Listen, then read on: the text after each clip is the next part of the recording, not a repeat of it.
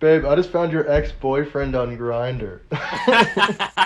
What were you doing on Grindr? Oh, slipping. It's got to the point where I have to put in my bio if you've got a girlfriend, like, no. The amount of gay guys that I know that are in relationships and their partner will tell them, oh, I'm just looking. Like in my last relationship, I used to catch my ex on Grindr all the time. I feel like he was just so insecure that he needed that validation from other people. Like, I'm not surprised. It gives people either insecurities or trust issues.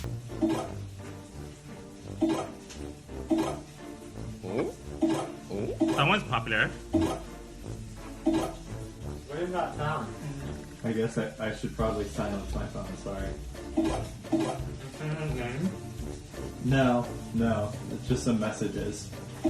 Spit your food out, dirty. You haven't, this isn't a sound, you know? Tinder? No.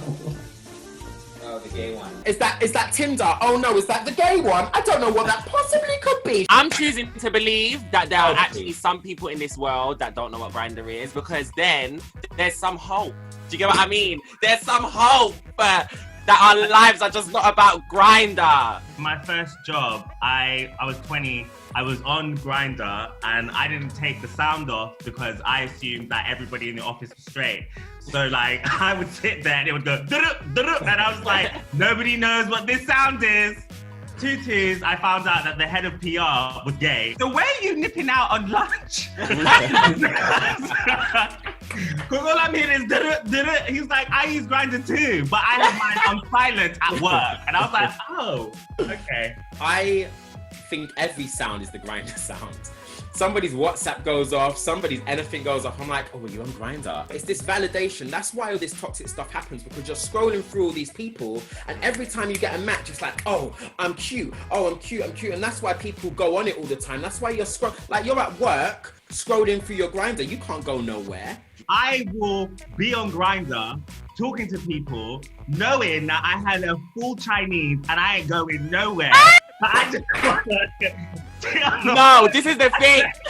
I might meet you tomorrow, or maybe the next day. This is the real tea. You're doing your day-to-day, but you're constantly checking your Grindr. You never forget that feeling of disappointment when it wasn't anything special. I know. It's not special.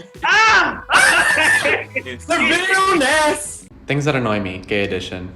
Grindr. All the cute guys are taken. You match with the hot guy on Tinder, but he never responds to you. Where was he when I was looking for a guy on Grindr? Guys who flake. Guys who are fake. Nobody wants to go on a simple, old-fashioned date. No, it's not all the cute guys are taken. It's just that the people that you prefer, they might be in their relationships and whatever, but there's still so many people out there. Stereotypically, a lot of gays on Grindr will have specific preferences. I feel like if we start opening ourselves up more to everybody, then we will have success in our love lives. I'm giving you the good advice, but I know what I want.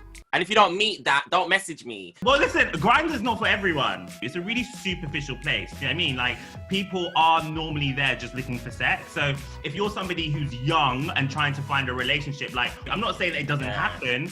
It actually has got more toxic, if I'm being honest. As much as it's an honest place, it can also be like a quite a negative place to be in, especially if you're someone that's not that sexually experienced. I think you're absolutely right. I think it is a toxic place, a breeding ground for all this toxicity. But these young kids now, as you just said, Lee, like they're coming up and they don't know anything else, and to them that's normal. Yeah. And because it's not normal interaction. It's very much like, oh, meet now type thing. And it can also, like, don't get me wrong, I do it. It's just, you have to be careful with your mental health as well. You have to go into it and know what you're looking for. And if it's love, I wouldn't say go on Grindr. It will crush your soul, you know?